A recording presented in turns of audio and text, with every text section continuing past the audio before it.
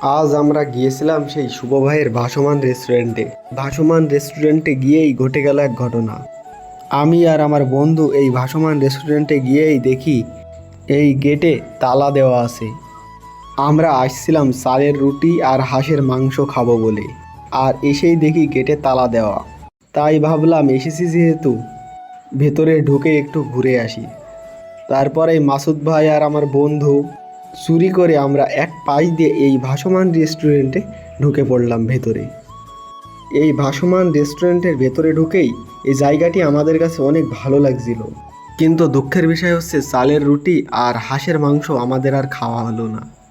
আর এই রেস্টুরেন্টটা যেহেতু পুরোপুরি কাঠ দিয়ে তৈরি, আর এই ভিতরে এই বসার জায়গাটিও আমাদের কাছে ভালো লাগছিল দেখতে। আর এই রেস্টুরেন্টের নিচে কিন্তু অনেক পদ্মা ফুলের পাতা আছে, কিন্তু দুঃখের বিষয় হচ্ছে আমরা একটা ফুলও পালাম না। আমরা ভাবছিলাম হয়তো এই ভাসমান রেস্টুরেন্টে গেলে নিচে থেকে পদ্মা ফুল তুলে আনবো, কিন্তু দুঃখের বিষয় হচ্ছে নিচে কোনো ফুলই নাই।